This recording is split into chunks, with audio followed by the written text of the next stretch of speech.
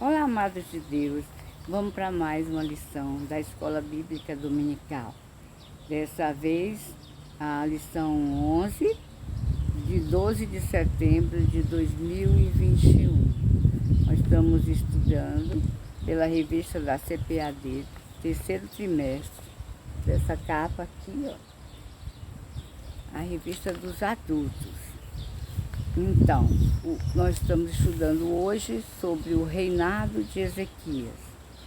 Como todas as lições anteriores, nós temos estudado sobre os reis de Israel e os reis de Judá. Israel é o reino do norte e Judá é o reino do sul. Israel, capital Samaria, e 10 tribos habitavam nele. E o reino de Judá, 2 tribos, Judá e Benjamim, e a capital era Jerusalém, onde tinha o templo. Em 200 anos de história, no reino do norte, passaram 19 reis. Dos 19, nenhum serviu ao Senhor. E no reino do sul, até aí, foi quando chegou exatamente no reinado de Ezequias, que já tinha 200 anos de história, alguns reis serviram ao Senhor. Alguns reis serviram ao Senhor. E dentre eles o rei Ezequias, que foi o melhor, a Bíblia diz, de todos os reis de Judá. Vamos então ao texto áureo. No Senhor, Deus de Israel, confiou, de maneira que depois dele não houve seu semelhante entre todos os reis de Judá, nem entre os que foram antes dele. Verdade prática. Deus sempre ouve e guarda os sinceros de coração, que o obedecem e procuram agradá-lo. Isso é muito importante. Vamos então à leitura bíblica em classe. Leitura bíblica em classe. 2 Reis, capítulo 18, versículo 1. E sucedeu que no 3º ano de Oséias, filho de Elá, rei de Israel, começou a reinar Ezequias, filho de Acais, rei de Judá. Versículo 2. Tinha 25 anos de idade quando começou a reinar, e 29 anos reinou em Jerusalém. E era o nome de sua mãe Abi, filha de Zacarias. Versículo 3. E fez o que era reto aos olhos do Senhor, conforme tudo o que fizera Davi, seu pai. Versículo 13. Porém, no ano 14º do rei Ezequias, subiu Senaqueribe, rei da Síria, contra todas as cidades fortes de Judá e as tomou. Versículo 28. Rabsaquer, servo de Senaqueribe, se pôs em pé e clamou em alta voz em judaico e falou e disse: ouvi a palavra do grande rei, do rei da Síria. Versículo 29. Assim diz o rei da Síria: não vos engane, Ezequias, porque não vos poderá livrar da minha mão. 2 Reis, capítulo 19, versículo 1. E aconteceu que Ezequias, tendo ouvido, rasgou as suas vestes e se cobriu de pano de saco e entrou na casa do Senhor. Versículo 5. E os servos do rei Ezequias vieram a Isaías. Versículo 6. Isaías lhes disse: assim direis ao vosso Senhor: assim diz o Senhor, não temas as palavras que ouviste, com as quais os servos do rei da Síria me blasfemaram. Versículo 7. Eis que meterei nele um espírito, e ele ouvirá um ruído, e voltará para a sua terra. A espada o farei cair na sua terra. Versículo 15. E orou Ezequias perante o Senhor, e disse: ó Senhor, Deus de Israel, que habita entre os querubins, tu mesmo, só tu és Deus de todos os reinos da terra. Tu fizeste os céus e a terra. Versículo 16. Inclina, Senhor, teu ouvido e ouve, e abre, Senhor, os teus olhos e olha, e ouve as palavras de Senaqueribe, que ele enviou para afrontar o Deus vivo. Versículo 20, então, Isaías, filho de Amós, mandou dizer a Ezequias: assim diz o Senhor, Deus de Israel, o que me pediste acerca de Senaqueribe, rei da Assíria, eu o ouvi. Versículo 21, esta é a palavra que o Senhor falou dele. A virgem, a filha de Sião, te despreza, de ti zomba. A filha de Jerusalém meneia a cabeça contra ti. Vamos então ao comentário. É interessante a gente ver que toda essa história de Ezequias, ele é o rei que mais, vamos dizer, tem texto acerca da sua vida. Ele tem 3 capítulos no livro de 2 Reis, são os capítulos 18, 19 e 20, que falam da história dele. Ele tem 4 capítulos no livro de 2 Crônicas, que são capítulos 29, 30, 31 e 32, que falam da história dele. E ainda tem 4 capítulos no livro de Isaías, Isaías capítulo 36, capítulo 37, capítulo 38 e capítulo 39. São 4 capítulos. Então, 4 e 4, 8, com mais 3, 11. Então, são 11 capítulos falando a respeito da história desse rei, que foi um rei maravilhoso para o reino do sul, o reino de Judá, os descendentes de Davi. Né?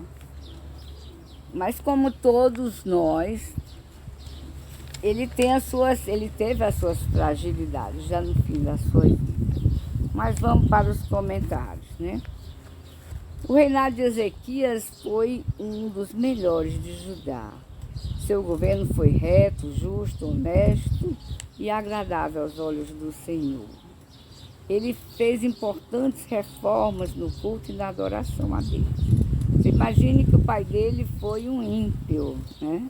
O pai dele trouxe uma idolatria enorme, fechou o templo, fechou as portas do templo, as portas da casa do Senhor, e trouxe ídolos de todos os países, da Assíria principalmente. Ele trouxe a forma de culto, a forma do altar da Assíria.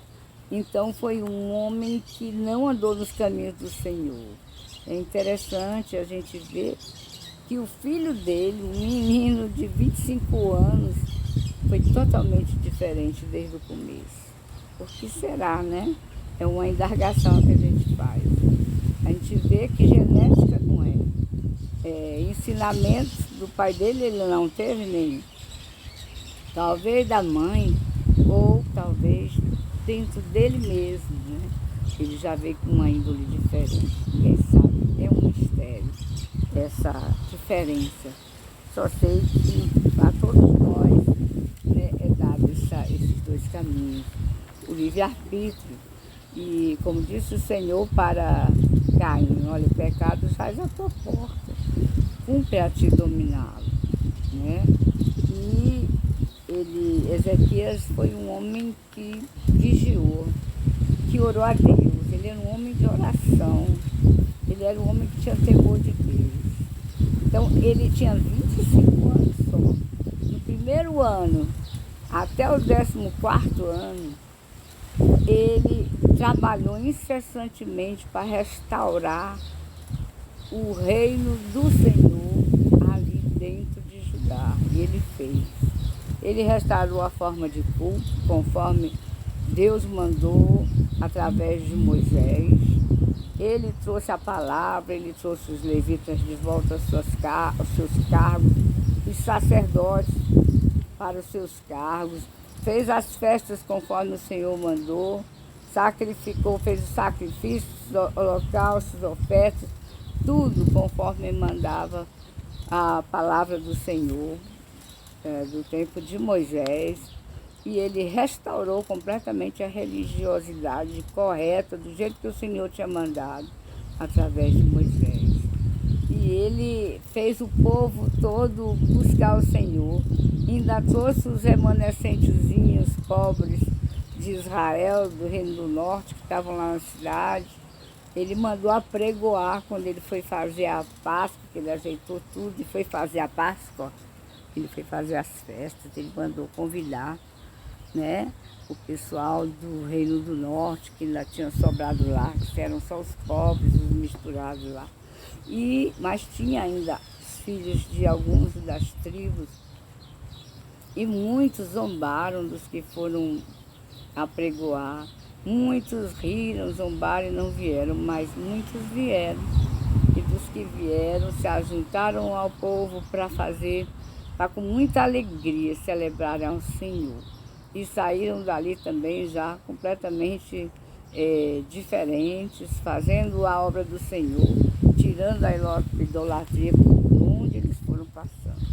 Então esse rei é um rei muito louvável, né? O rei Ezequias. Então isso tudo culminou com um grande avivamento para o povo de Deus. Ele pagou o preço lá, todos pagaram o preço de dar dízimo, de dar oferta, todo mundo dava com alegria. Diz que as ofertas eram tantas que sobraram montões, né? Os dízimos e as ofertas eram tantos, porque os dízimos, como mandavam no Velho Testamento, as ofertas dos bichos para fazer o sacrifício, primeiro eram para serem distribuídos entre os que serviam a casa do Senhor, os levitas e os sacerdotes. Mas eles mesmos fizeram montões com o que sobrou. E o rei chegou, ficou tão alegre, olhando, disse: o que são esses montões? E ele disse: não foi, é o que sobrou. E o povo deu tanto que nós comemos, nós nos fartamos, mas ainda sobraram esses montões. Que coisa linda, né? Quando o povo está disposto a agradar o Senhor, seu Deus, ele recebe em abundância. Então, Ezequias foi um rei reformista, né? Ele instaurou uma ampla renovação espiritual do povo de Deus em Jerusalém, né? Como eu disse, ele reuniu os sacerdotes e os levitas. Ele propôs uma nova aliança, né, com Deus. E essa aliança incluiria uma forma radical no comportamento e na espiritualidade do povo. Que coisa bonita, né? O rei mandou destruir os altares pagãos, mandou destruir toda a idolatria, fez uma limpa realmente. E o povo estava feliz. As portas do templo ele restaurou, ele restabeleceu as coisas do sacrifício, ele restituiu as festas para celebrar a Páscoa, os ofícios sacerdotais, tudo ele fez, né? Então, assim o rei Ezequias, ele tinha um coração disposto para fazer a vontade de Deus. Ele foi um reformista, né? Segundo, a purificação dos lugares sagrados. Então, com a convocação de Ezequias, os sacerdotes e os levitas se reuniram e se prontificaram a purificar e santificar a casa do Senhor. Retiraram, jogaram fora todas as coisas impuras, restabeleceram o culto e o sacrifício. Então foi completa a mudança que eles fizeram. E terceiro, a adoração nacional. A fim de restabelecer o culto a Deus, Ezequias ele convocou os maiorais da cidade para estarem na casa do Senhor, né? E ali foram oferecidos sacrifícios diversos para a reconciliação de todo o povo de Israel.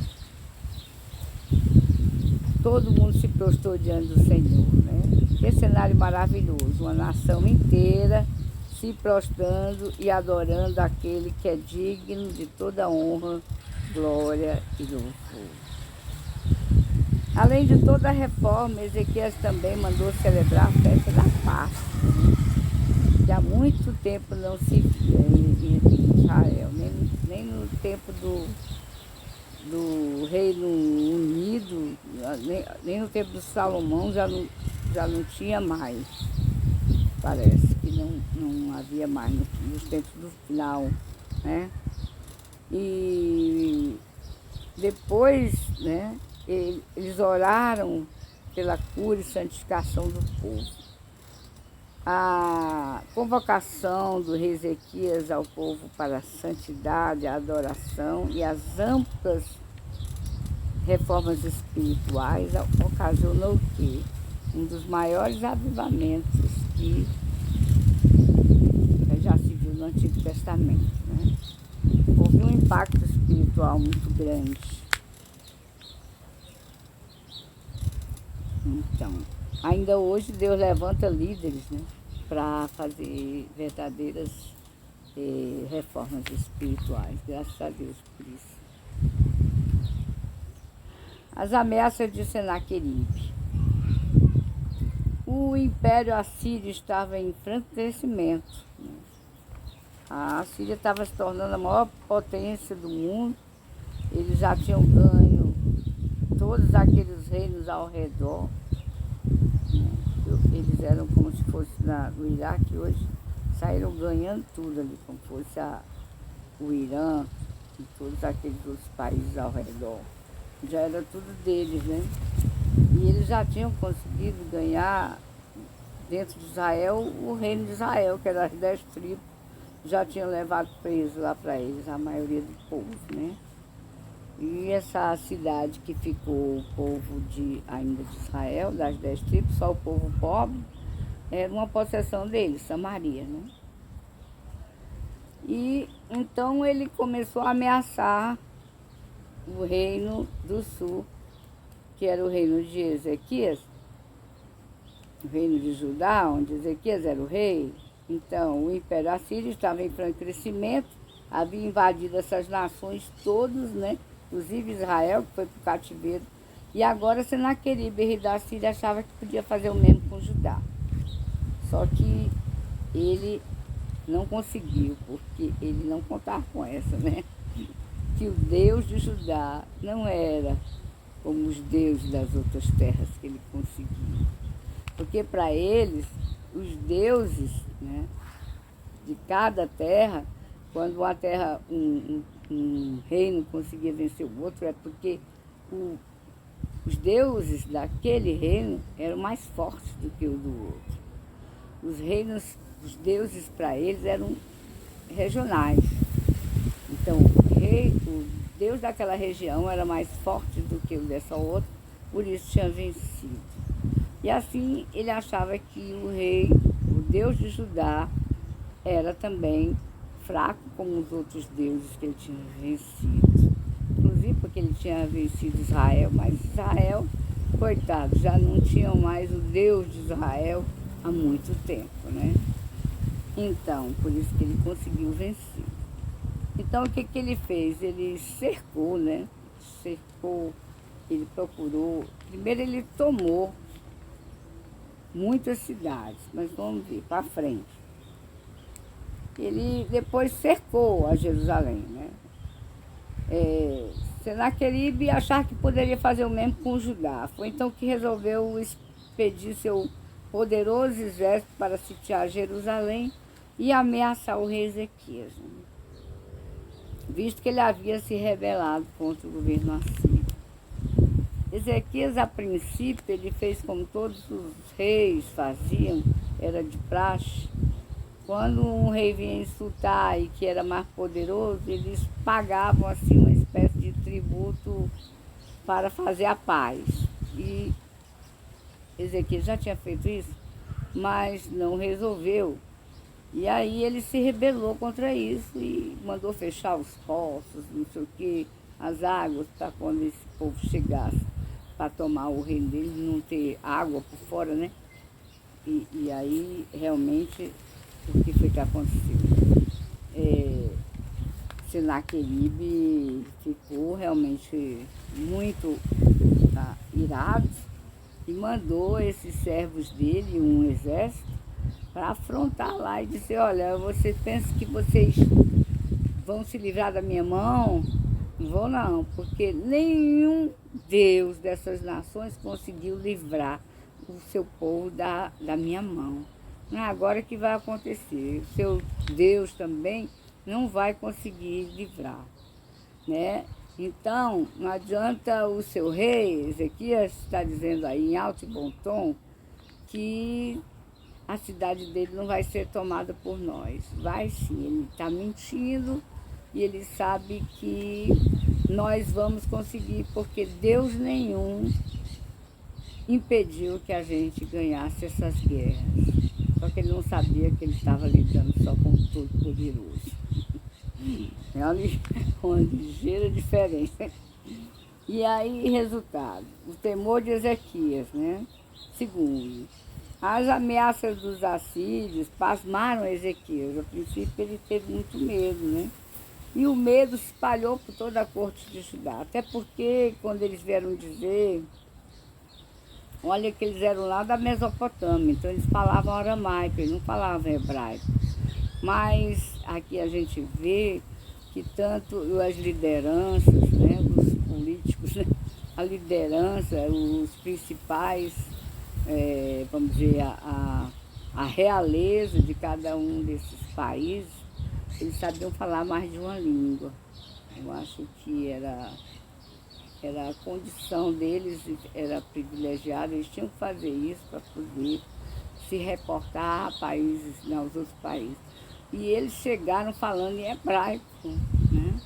Quando a língua deles era o aramaico. Então, nesse tempo, só se falava em hebraico, lá no reino de Judá.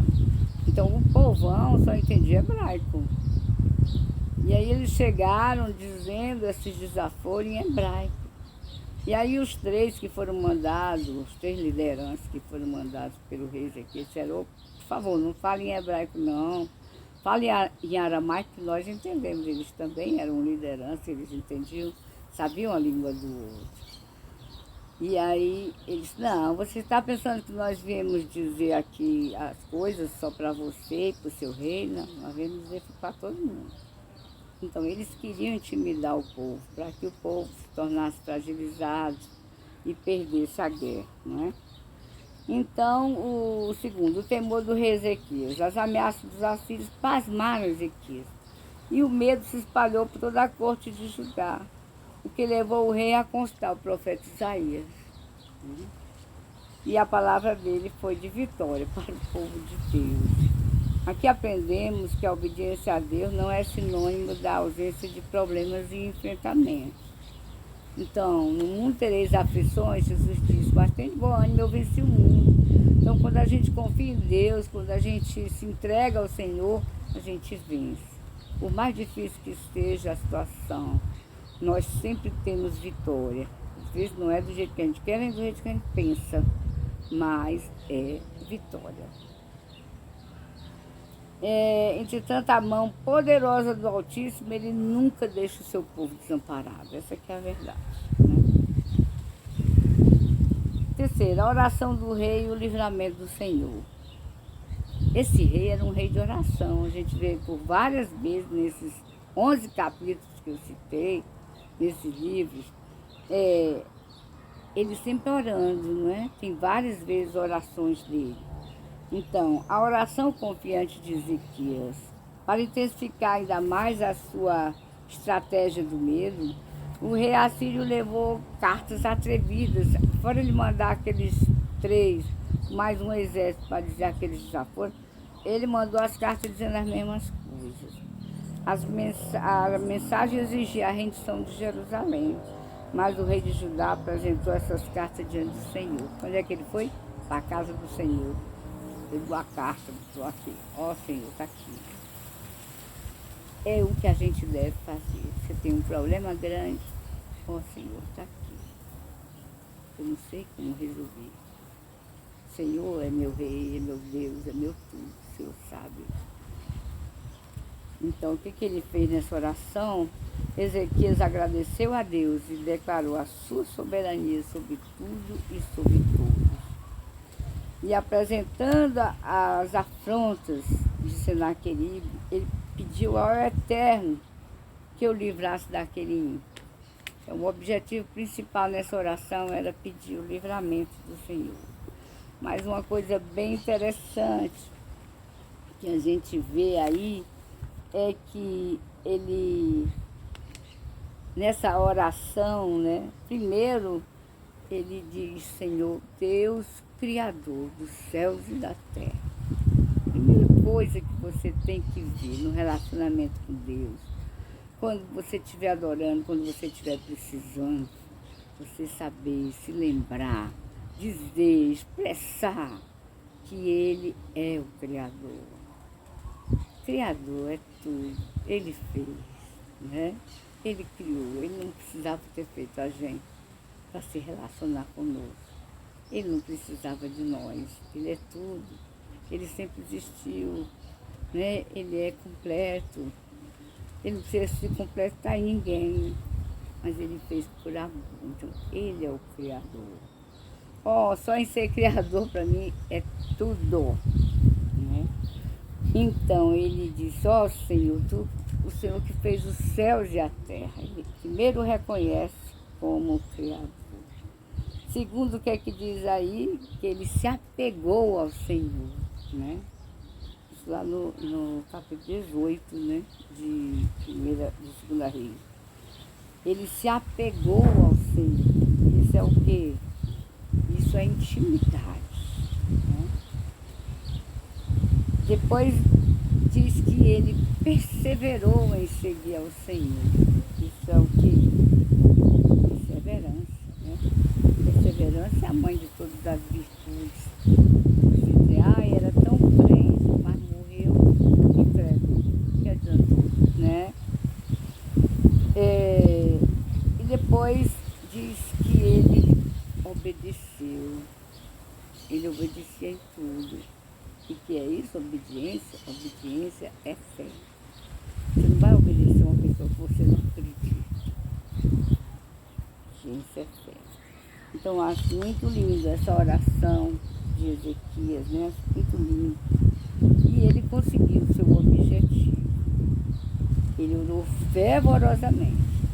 E nessa oração, Ezequias agradeceu a Deus, declarou sua soberania como Criador, né? Sobre tudo e todos, e apresentando as afrontas de Senaqueribe, ele pediu ao Eterno que o livrasse daquele ímpio. Segundo, Deus confortou o rei. Como é que ele confortou? Deus usou o profeta Isaías para confortar o rei Ezequias e mostrar que estava com ele. Já pensou? Você recebeu uma resposta dessa? Não precisa ter medo de mais nada. O Senhor disse que tinha ouvido as orações do rei a respeito do atrevimento de Senaqueribe. Aquele ímpio havia afrontado e blasfemado do verdadeiro e único Deus. Naquela mesma noite, sem que Ezequias usasse qualquer arma, o Senhor dos Exércitos lhe deu livramento. Olha que Deus tremendo. Na palavra de Deus que ele mandou um anjo, não foi um exército de anjos, e matou de uma só vez 185 mil assírios. No outro dia, os outros que acordaram que não tinham morrido, viram aquele monte de cadáver, né? E Senaqueribe, se mandou. E o filho de Senaqueribe foi pior ainda. Ele foi para casa, né? E um dia, não diz que foi no mesmo dia, nem logo depois, mas diz um dia, tempo de Deus, né? O filho de Senaqueribe não poderia ser mais trágico, ele foi assassinado pelos próprios filhos, né? A palavra de Deus diz, nesses mesmos capítulos que eu já disse, que todos falam de Ezequias, tem um capítulo desse aí que fala que eu determinei isso. Então o Senhor já havia determinado a morte dele, né? Os filhos já tinham predisposição de assassinato porque queriam tomar o trono, eu já vi isso na história, fui pesquisar. Então tinham 3 filhos, ele queria dar o trono para o mais novo quando ele morresse, mas os 2 mais velhos não queriam dar, mataram ele. Só que ficaram com medo, o povo se mandaram. E realmente quem assumiu foi o mais novo que ele queria. Mas ele morreu pela mão dos filhos.